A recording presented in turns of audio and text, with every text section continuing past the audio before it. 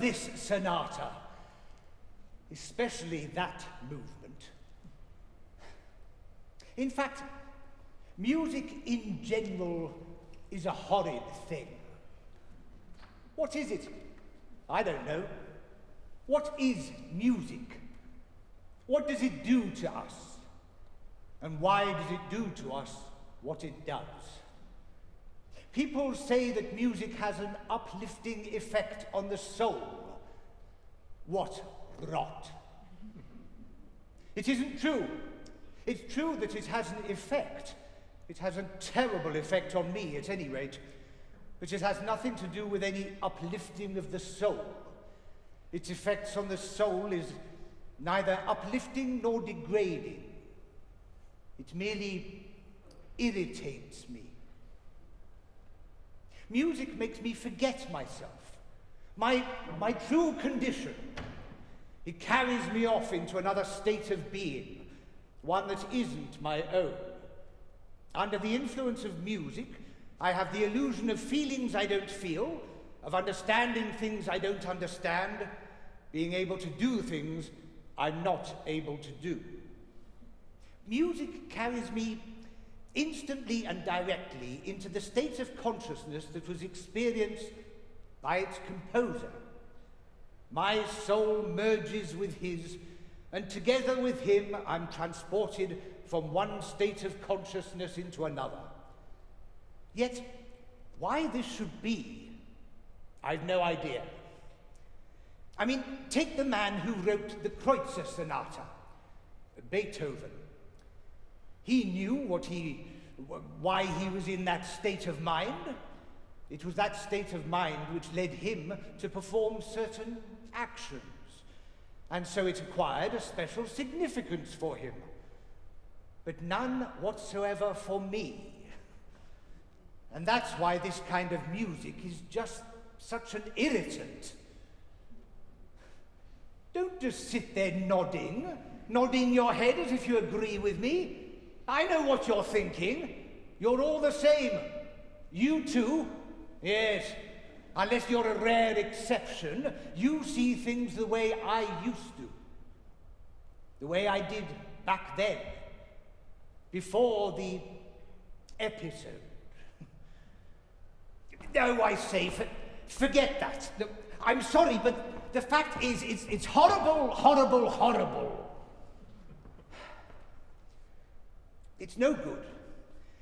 I just can't talk calmly about it. It's not merely because of that episode, but because ever since I went through it, my eyes have been opened, and I've seen everything in a completely new light. Everything has been turned inside out. It's all inside out.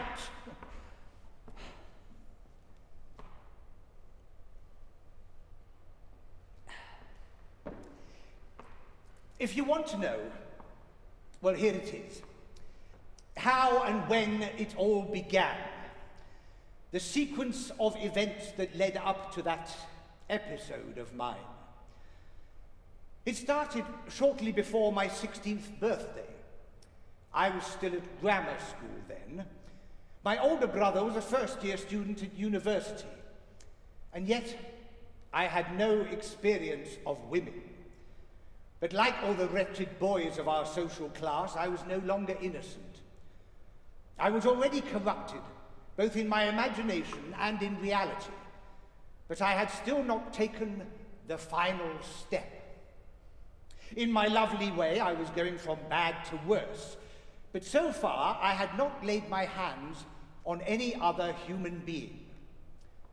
But then one of my brother's friends, a student who had taught us to play cards and drink vodka, persuaded us to go out one evening on a drinking bout. And I, a 15-year-old boy, defiled myself and contributed to the defilement of a woman without the slightest understanding of what I was doing. I became involved in all kinds of moral deviations.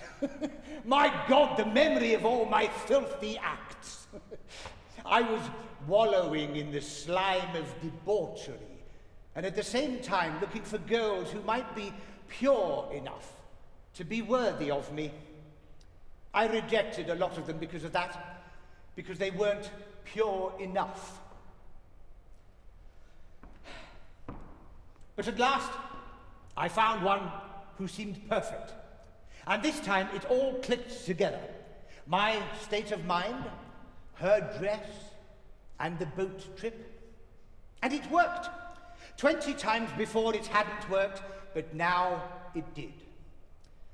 Women have turned themselves into such effective instruments for acting on our senses that we can't even speak to them with equanimity.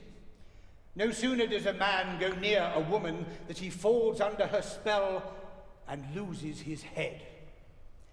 Well, anyway, that's how I too was caught. I was what's called in love.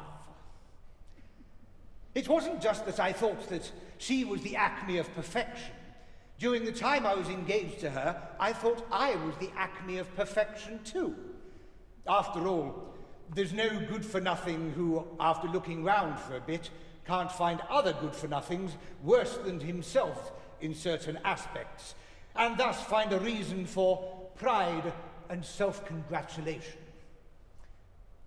Well, that's the way it was with me.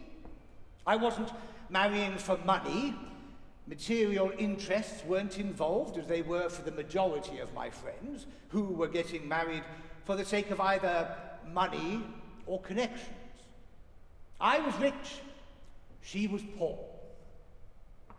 The other thing I was proud of was that while my friends were all getting married with the intention of continuing to live in polygamy, as they had done before, I had the firm intention of remaining monogamous after my wedding, and my pride in this knew no bounds. Yes, I was a dirty pig, but I thought I was an angel. Our engagement was a brief one. I can't recall that time now without a sense of shame. What an abomination. We usually assume, don't we, that love is something spiritual, not sensual. Well, if love is a spiritual relation, its spirituality ought to be expressed in words, in our conversations, our chats with one another. Of that, there was none. Whenever we were left alone together, we had a dickens of a job finding anything to say to one another. There was nothing to talk about. Everything we could think of to say about the life that lay ahead of us, about our plans and our living arrangements, we had already said, and there was nothing left. No matter how hard I tried to make our honeymoon a success, nothing came of it. The whole event was repellent, embarrassing, and tedious. And it was not long before it became unbearably irksome. It started to get that way very early on. On the third day, or maybe it was the fourth, I found my wife depressed. I asked her what the matter was, and tried to put my arms around her, thinking that that was all she could possibly desire. But she pushed me away and burst into tears.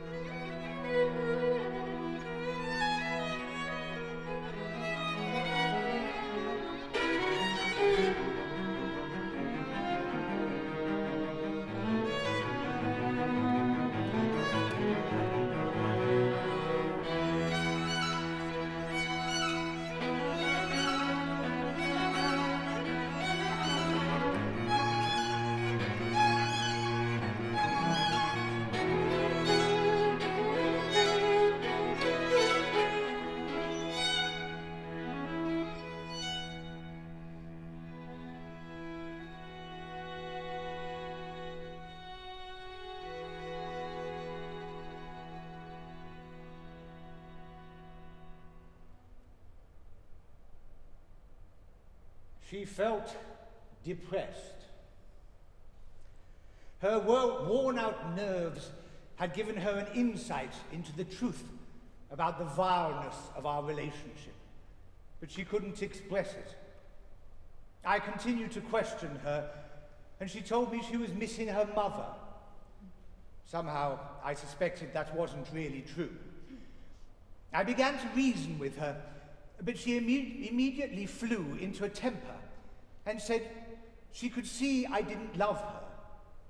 I scolded her for being capricious, but she began to accuse me in the most biting terms of cruelty and egotism. That first quarrel had a terrible effect on me. I saw in her a cold hostility, and it came with the revelation of the abyss that actually separated us. Our second quarrel had an even worse effect on me than the first. I lost my temper and began to shout at her for her lack of tact. She accused me of the same thing, and this is how it all started all over again. Both in what she was saying and in the expression of her face and eyes, I once again saw that cold, cruel hostility that had so shaken me previously. Then there came a third and a fourth, and I realized that these were no accidents, that this was just how it was going to be in future. I knew at the bottom of my heart that I'd been trapped. This wasn't what I'd been expecting. Not only was marriage not happiness, it was something exceedingly painful and distressing. But like everyone else, I refused to acknowledge it, and I hid it not only from others, but also from myself. Well, that's the life we lived, and we grew more and more hostile to each other. And it finally got to the point where it was no longer our disagreements that were responsibility for our hostility to one another. It was our hostility that created our disagreements. Whatever she might say to me, I would disagree with it before she had even opened her mouth. And exactly the same was true of her. We lived like two prisoners in the stocks, hating each other, yet fettered to each other by the same chain, poisoning each other's lives and trying not to be aware of it. My wife had a few problems with her health after the birth of our first child. Those doctors who cynically make her undress and probed every part of her body, actions for which I had to thank them and pay them money, those pleasant doctors decided that she should not do any breastfeeding. And thus, throughout that early phase of our life together, she was deprived of the only thing that might have prevented her from indulging in coquetry. I found this revolting. I struggled against it, but she held firm with a frivolous obstinacy, and I yielded to it. The method the reptiles had prescribed was obviously beginning to be effective. She had rounded out physically and had grown as pretty as the last ray of summer. She was aware of it and started to take an interest in her appearance. She developed a provocative kind of beauty which made people restless. When she passed men, she attracted their notice. I felt this and was terrified. She even enthusiastically took up the piano again, which she had quite abandoned, and it all began from that.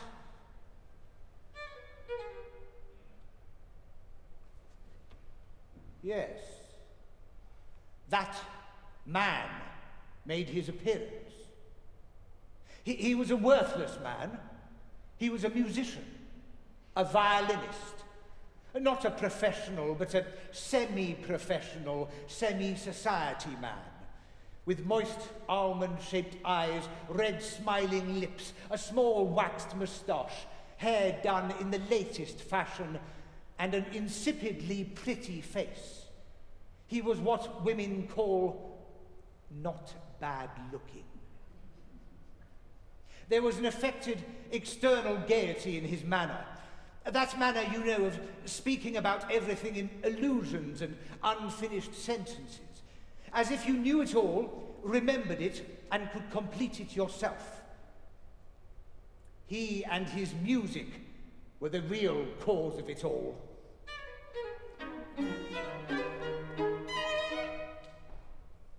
This man, Truhaczewski, arrived in Moscow and came to see me. There had once been a time when we'd been on familiar terms with one another. I disliked him from the first glance, but curiously enough, a strange and fatal force led me not to push him away, but on the contrary, to invite him to the house. After all, what could have been simpler than to converse with him coldly and say goodbye without introducing him to my wife? But instead, I began talking about his playing and said I had been told he had given up the violin. He replied that, in actual fact, he now played even more than ever. He referred to a time when I had also played the violin, but I told him that I had given it up, though my wife played the piano well. I introduced him to my wife. The conversation immediately turned to music, and he offered to play duets with her. She was delighted at the prospect of having someone to play the piano with. Her joy was written all over her face. That evening, at my invitation, he arrived with his violin, and together they played duets. I was fond of music then, and I took an interest in their playing, fixed his music stand for him, and turned the pages. He played excellently, with what they call a good tone. More than that, he played with a refinement and nobility of taste that was quite out of keeping with the rest of his character. I shared expensive wine with him at dinner, expressed my admiration of his playing, smiled particularly amicably whenever I spoke to him, and invited him to come to our house again the following Sunday. I told him I would invite some of my friends to come and listen to him, and that's how it ended. Coming home the following day, I entered the hallway and suddenly felt something heavy, like a stone fall on my heart. His overcoat was hanging there. He was here, in the ballroom, with my wife. The ballroom was closed. I could hear regular arpeggios coming from inside, and sounds of voices talking.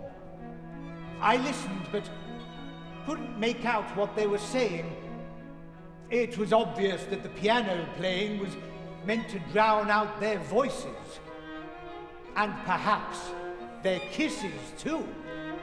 My God, the feeling that rose up in me. Go in? I couldn't. God knows what I might do. But I couldn't go away either. No, there was nothing for it. I'd have to go for it. I'd have to go in. He was sitting at the grand piano playing those arpeggios.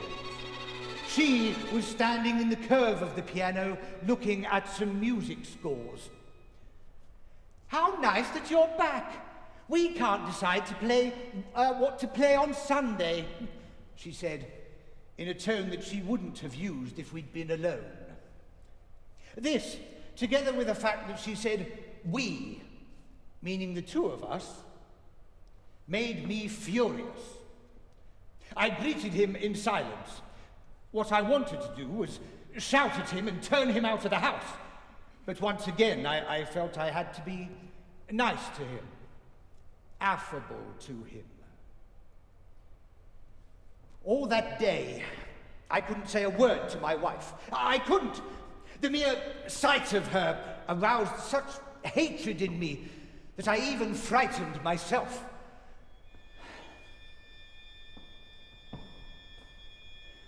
I went to my study.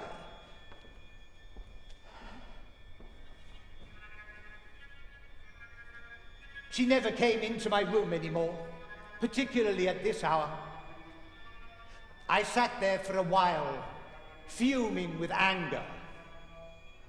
Suddenly, I heard familiar footsteps, and into my head came the terrible, outrageous thought that, like the wife of Uriah, she wanted to conceal the sin she had already committed. And with this purpose in mind, she was coming to see me in my study at this unprecedented hour.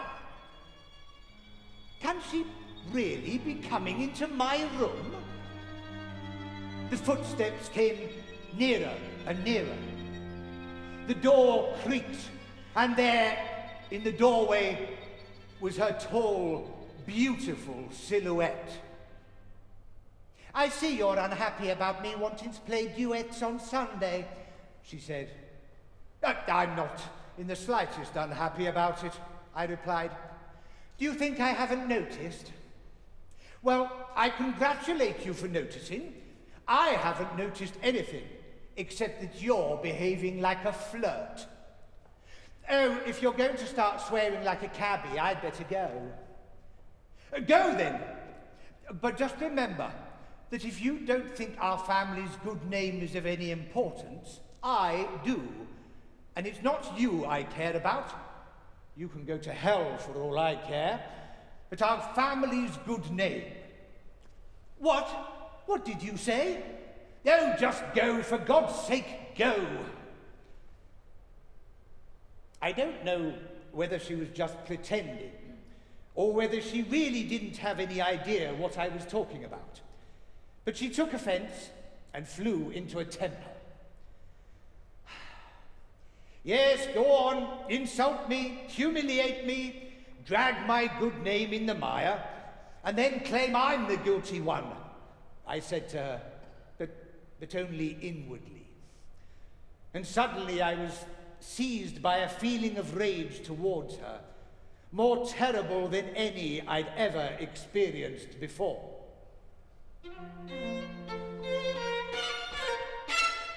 For the first time, I felt a desire to give my rage physical expression.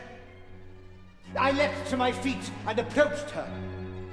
I remember that at the very moment I got up, I became aware of my anger and asked myself whether it was a good thing for me to abandon myself to this feeling, and then told myself that it was a good thing, that it would give her a fright. So instead of fighting off my anger, I began to fan the flames still further, rejoicing at its steadily increasing blaze within me. "Go, or I'll kill you!" I shouted, suddenly, going up to her and seizing her by the arm, consciously exaggerating the level of rage in my voice. I must really have appeared terrifying, as she suddenly lost her nerve to leave the room, but merely said, "Vasya, what is it? What's wrong with you?" "Go!" I roared even more loudly. "Otherwise you'll drive me mad, and I won't be responsible for my actions."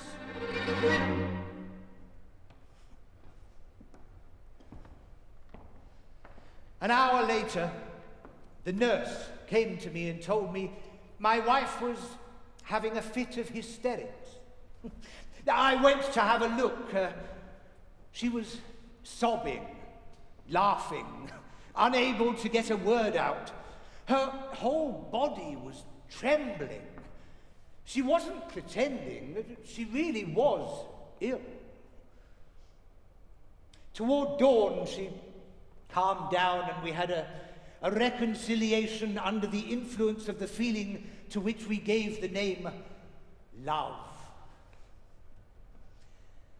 In the morning, I confessed to her that I'd been jealous of her and Truhaczewski.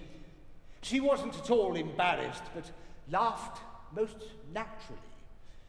So strange did the very possibility of an infatuation for such a man seem to her.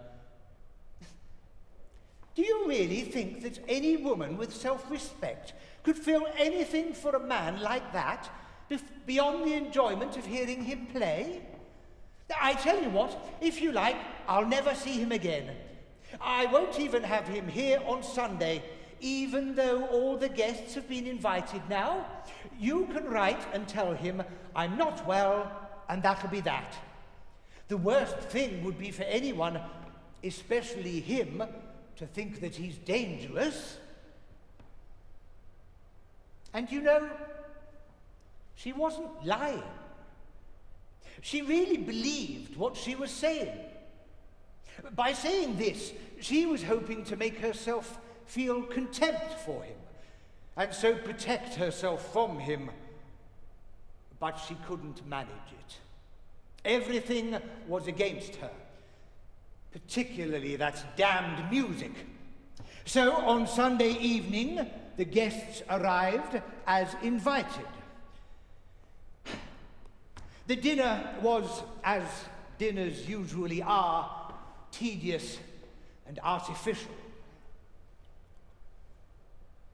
The music began fairly early.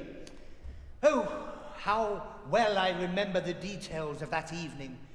I remember how he produced his violin, the way he opened the case, removed the cloth that had been specially sewn for him by some lady or other, took the instrument out and began tuning it. I remember the way my wife sat down at the piano, trying to appear indifferent. Then the customary A on the piano, the plucking and tuning of the violin, the setting up of music, and then I remember how they looked at one another, glanced round at the audience, and began to play. They played Beethoven's Kreutzer Sonata. Can one really allow it to be played in a drawing room full of women in low-cut dresses? To be played and then followed by a little light applause, and eating of ice cream and talking about the latest society gossip?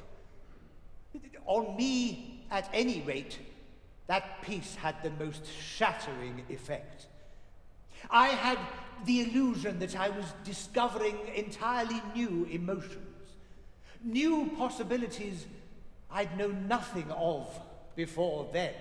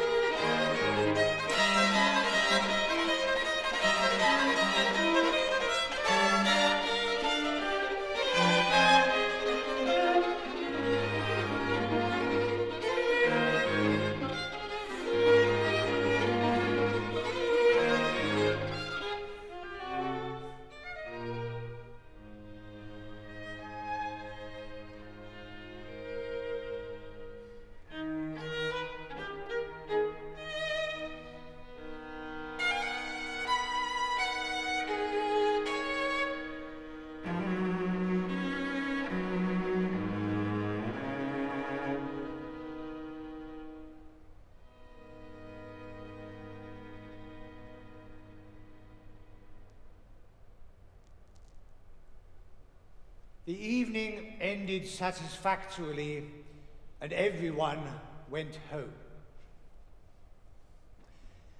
Knowing that I was due to travel away for some governmental business in 2 days' time, Truhaczewski told me on his way out that he hoped to repeat the pleasure of that evening when he was next in town. I took this to mean that he didn't consider it permissible to visit my house when I wasn't there, and this pleased me. It turned out that since he would have left town by the time I was back, we wouldn't see one another again. For the first time, I shook his hand with real satisfaction and thanked him for the pleasure he had given me. He also said a final goodbye to my wife. Their mutual farewells seemed to me the most natural and proper thing in the world. Everything was fine. My wife and I were both very pleased with the way the evening had gone. 2 days later, having said goodbye to my wife in the best and most tranquil of moods, I went off to the provinces. On each of my first 2 days, I spent 10 hours in the government headquarters. The following day, a letter arrived from my wife. She wrote about the children, about our uncle, about the nurse, about things she had bought, and then, in passing, as if in reference to the most ordinary event, about a visit she'd had from Truhaczewski. He'd apparently bought her the music he'd promised, and had suggested they play together again, but she had refused. I couldn't remember him having promised to bring any music. It had seemed to me at the time that he'd said a definitive goodbye, and what she described gave me a nasty jolt. It wasn't just the fact that Truhaczewski had been to the house again in my absence. The whole tone of the letter seemed forced to me. My head was full of thoughts about her, about my carnal love for her, about Truhaczewski, and about the two of them making love together. I shrank inwardly with rage and horror, but I began to reason with myself. What rubbish, I told myself. You've got absolutely no grounds for thinking like that. Nothing of the kind's happening, nor has it happened already. How can you humiliate yourself and her by supposing such horrors? The rabid beast of jealousy began to snarl in its kennel, trying to get out. But I was afraid of that beast, and I hastily locked it up inside me. What a loathsome thing jealousy is, I told myself. Nothing could be more natural than what was in her letter. It was only then that I began to remember the way they had looked that evening when, after they'd finished the Kreutzer Sonata, they played some passionate little encore. I don't recall the composer. Some piece that was so voluptuous, it was obscene. How could I have gone away like that, I wondered, as I began to remember the look on their faces. Surely it must have been obvious that everything had taken place that evening, and surely I must have seen then that everything had taken place. There was no longer any barrier between them. Not only that, but that both of them, especially her, were experiencing a kind of shame after what had occurred. I remember how weakly, pathetically, and blissfully she had smiled as I came up to the piano, how she had wiped the perspiration from her blushing face. Even then they had been avoiding each other's eyes, and it was only at supper, when he was passing her a glass of water, and they looked at each other and they gave a little innocent smile. Yes, it's all taken place between them, said a voice inside me. Yet almost immediately another voice said something quite different. What's come over you? That's impossible, isn't it?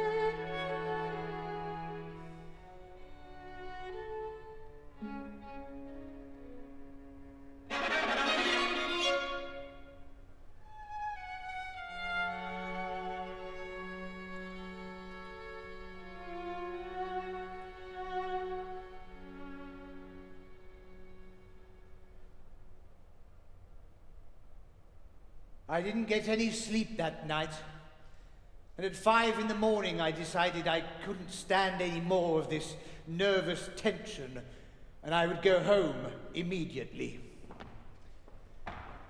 I got up, woke the caretaker who acted as my servant, and sent him off to fetch some horses.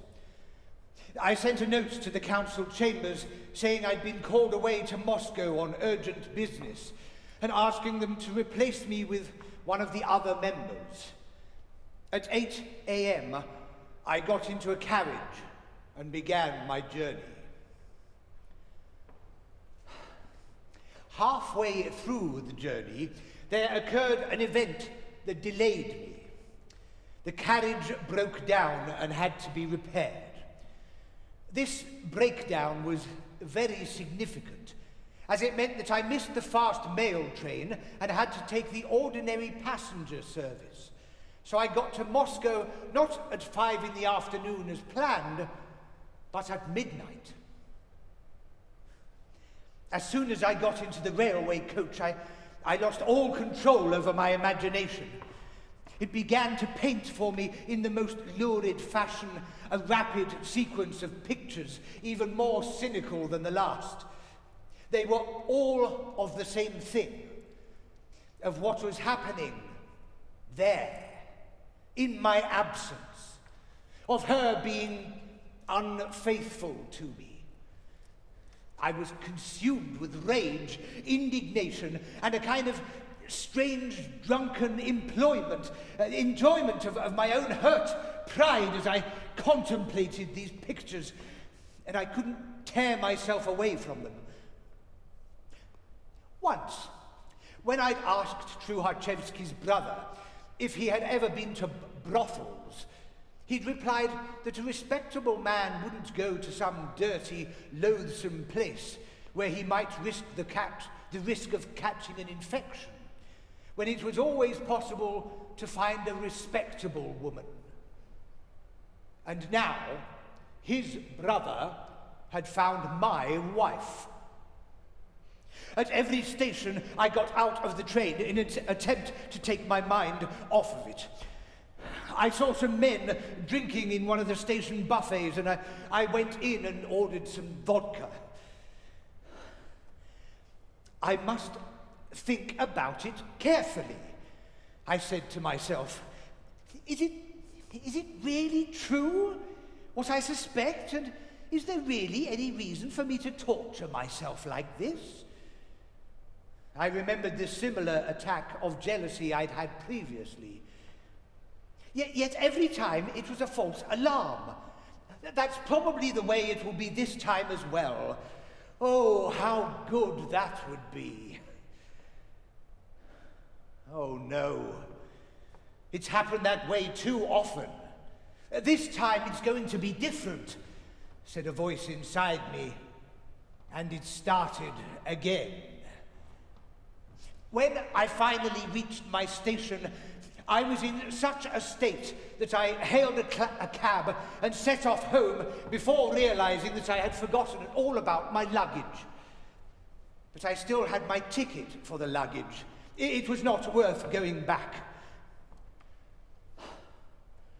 The cab drove up to the porch of our house. It was 1 o'clock in the morning.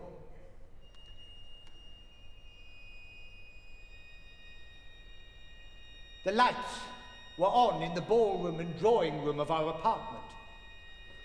Not stopping to ask myself why there might be lights on so late in our apartment, I climbed the stairs in an expectation of some terrible event and rang the doorbell. The door was opened by Igor, our good, hard-working but not very intelligent manservant. The first thing that struck my eyes was Truharchevsky's overcoat, hanging with the other coats on the coat stand in the hallway. I ought to have been surprised, but I wasn't. It was as if I'd been expecting this. So, it's true. I could hardly breathe, and I couldn't stop the shaking in my jaw.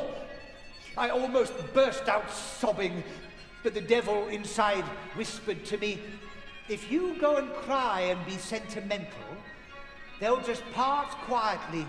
There won't be any evidence, and you'll spend the rest of your life in doubt and agony." My self-pity evaporated and was replaced by a strange feeling. You won't believe this.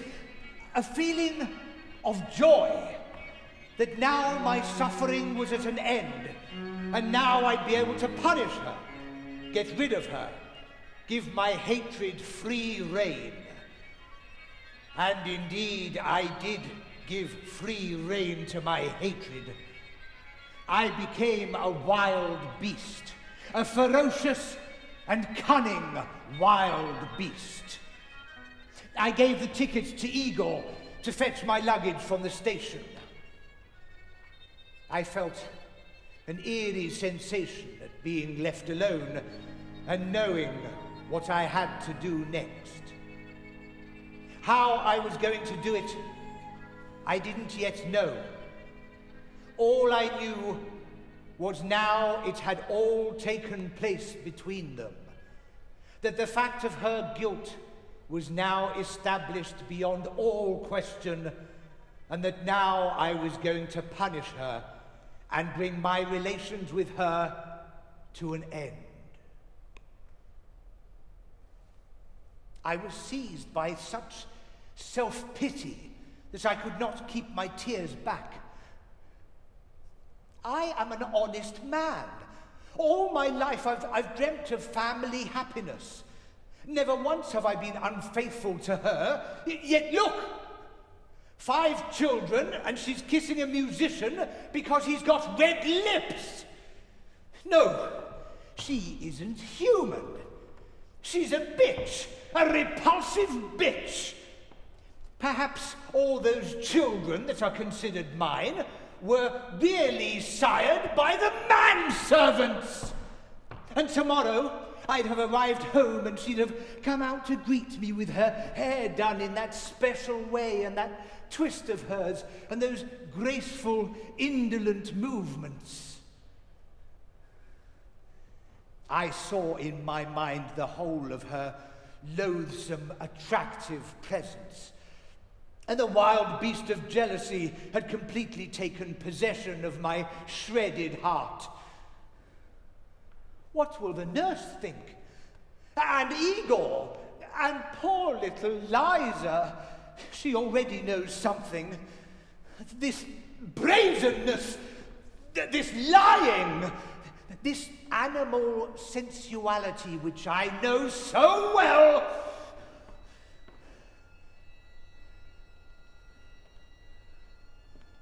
The first thing I did was to take off my boots. Then, in my stocking feet, I went over to the wall above the sofa, where I kept my guns and daggers hanging, and I took down a curved Damascus blade. I crept quietly up to the door, and then suddenly opened it. His features wore a quite unmistakable look of terror. So did hers, but there was something else in her too. There was also a kind of annoyance, as though she were put out at having her love life interrupted. Her happiness with him. I froze there in the doorway, clutching the dagger behind my back. At that same moment, he smiled and started to say in a tone of voice that was nonchalant to the point of being absurd, "Oh, we were just playing a little music together." "Goodness, I wasn't expecting," she began simultaneously, adopting the same tone of voice. But neither of them managed to get to the end of their sentences. I rushed at her, still keeping the dagger hidden in case he tried to stop me, plunging it into her side under the ribs. That was the spot I'd chosen right from the outset. In the very moment I attacked her, He saw what I was doing and seized my arm, shouting, "Think what you're doing! Someone, help!" I wrenched my arm free and went for him without a word. He ducked under the piano and was out of the room in a flash. I was about to rush after him, but there was something on my left arm weighing me down. It was her. I tried to pull away, but she hung on to me and wouldn't let go. This unexpected impediment, her weight and the physical contact with her, which I found revolting, inflamed me even further. I was in a rabid frenzy, and I knew I must be a fearful sight, and was glad of it. I swung my left arm round as hard as I could, and my elbow struck her full in the face. She screamed and let go of my arm. I turned and looked at her. In her face, there was fear and hatred of me. I was the enemy. It was the kind of fear and hatred that could only be inspired by her love for another man. Yet I might still have held myself in check and not done what I did if only she hadn't said anything. But she suddenly began to speak as she attempted to seize the hand in which I was holding the dagger. "Think what you're doing! What is this? What's wrong with you? There's nothing! Nothing! Nothing! I swear it!" I might still have managed to put it off a little longer, but what she just said, from which I drew quite the opposite conclusion, namely that everything had taken place between them, demanded a reply. And the reply had to be in keeping with the state of mind into which I'd worked myself, and which was rising in a non-stop crescendo. "Don't lie, you repulsive bitch!" I grabbed her arm with my left hand, but she tore herself free. Then, without letting go of the dagger, I gripped her throat in my left hand, threw her back, and started to strangle her. She seized my hand in hers, trying to tear it free of her throat, and as if this were the signal from which I'd been waiting, I struck her with the dagger as hard as I could in her left side, beneath the ribs.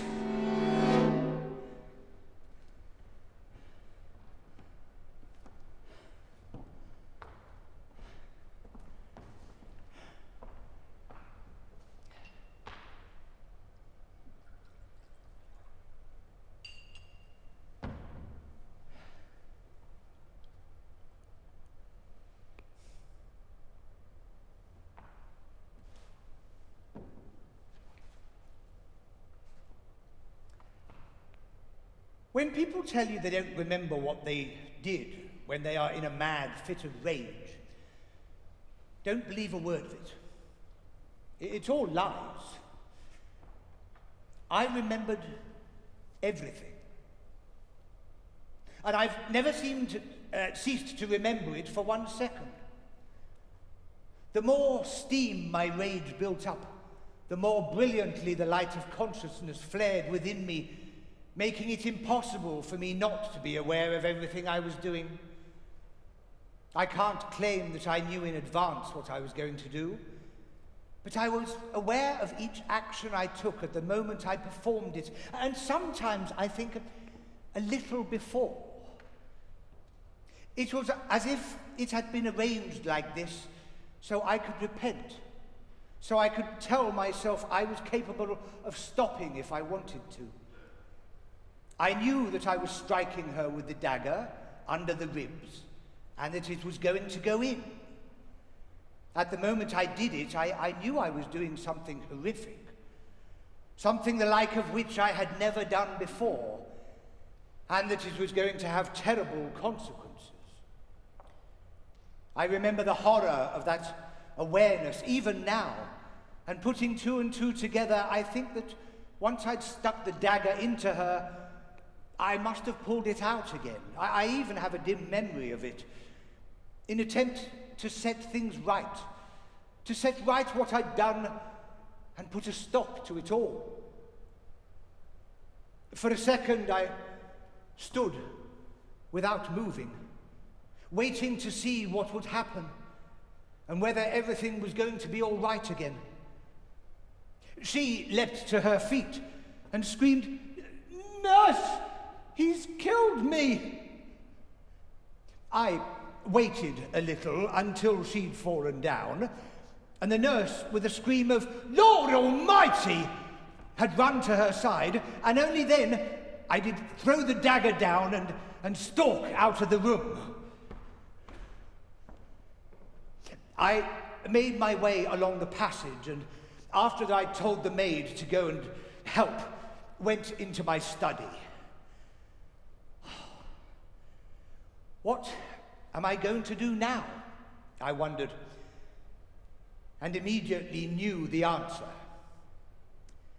I made straight for the wall, took down a revolver, examined it. It was loaded, and I placed it on the desk.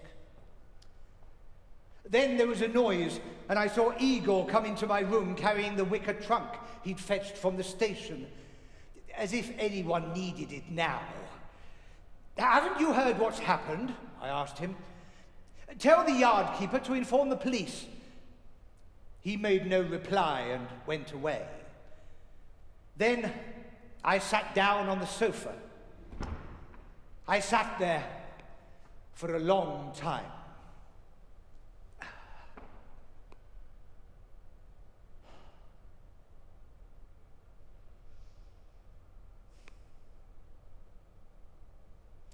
I was brought to my senses by a knock at the door. I placed a newspaper over the revolver, went to the door and undid the latch. It was my wife's sister, that kind-hearted, brainless widow. "Vasya," she said in a stream of tears, "what's happened?" "Oh, what do you want?" I asked her rudely. "Vasya, she's dying. The doctor said so." "Is he here?" I asked, and all my hatred seethed up again. "Well, what of it?" "Vasya, go in and see her." "Oh, this is terrible," she said.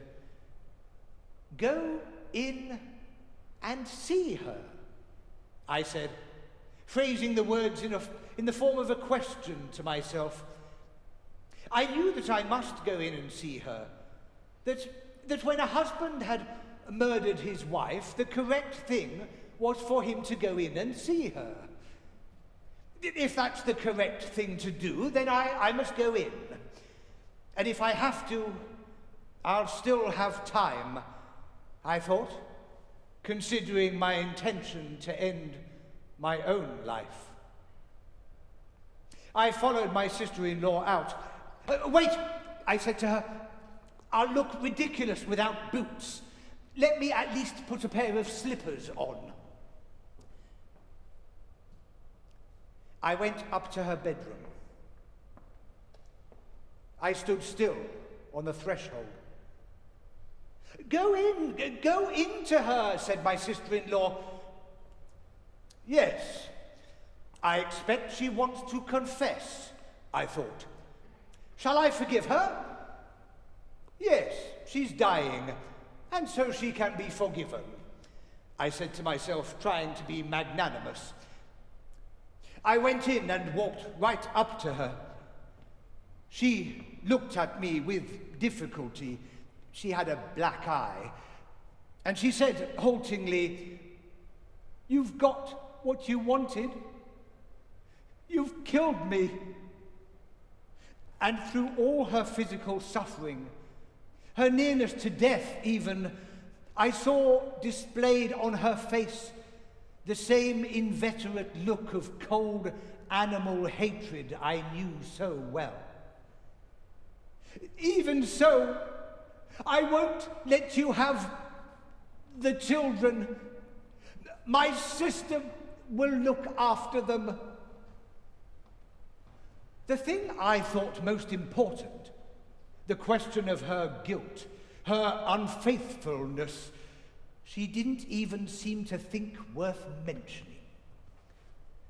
Yes, admire what you've done, she said, looking toward the door, and she gave a sob. Her sister was standing in the doorway with the children. I looked at the children, at her battered face with its bruises, and for the first time I forgot about myself, about my marital rights and my injured pride. For the first time, I saw her as a human being. And so insignificant did all that had hurt me and made my jealousy appear, and so significant what I'd done, that I wanted to press my face to her hand and say, "Forgive me." But I didn't dare to. She fell silent, closing her eyes and obviously without the strength to speak anymore. Then her disfigured face began to quiver and was creased with a frown. Feebly, she pushed me away. "Why did this happen? Why?" "Forgive me," I said. "Forgive? That's all nonsense. If only I wasn't going to die," she screamed, heaving herself up and transfixing me with her feverishly glittering eyes. "Yes, you've got what you wanted. I hate you. She cried, evidently in delirium now and afraid of something. "Go on. Kill me. Kill me.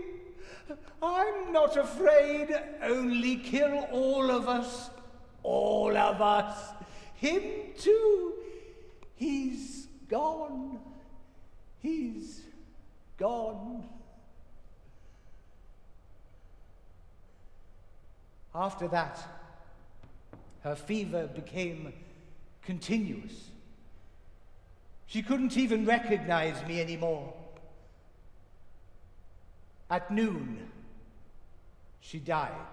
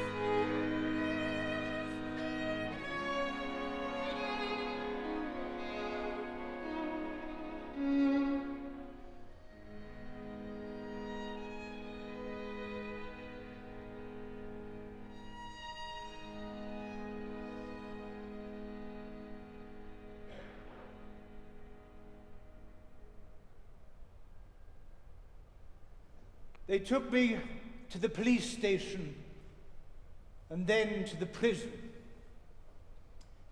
And there I remained for 11 months, awaiting trial. During that time, I thought a great deal about myself and my past life, and I grasped what it had all been about. I began to understand it on my third day. It was on my third day that they took me there. I only began to understand it when I saw her in her coffin. It was only when I saw her dead face that I realized what I'd done. I realized that I'd killed her. It was all my doing. That from a warm, moving, living creature, she'd been transformed into a cold, immobile, waxen one, and that there was no way of setting this to rights. Not ever, not anywhere, not by any means. If you've never experienced that, you cannot possibly understand.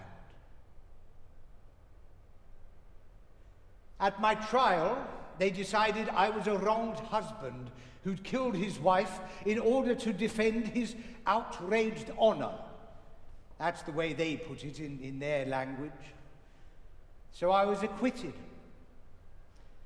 During the court hearings, I tried to explain what was really at the bottom of it all, but they just thought I was trying to restore my wife's honor.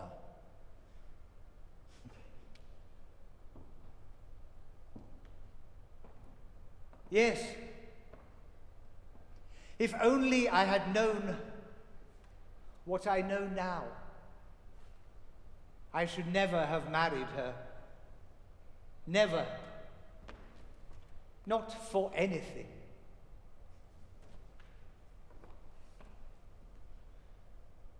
Oh, forgive me. Forgive me. Forgive me.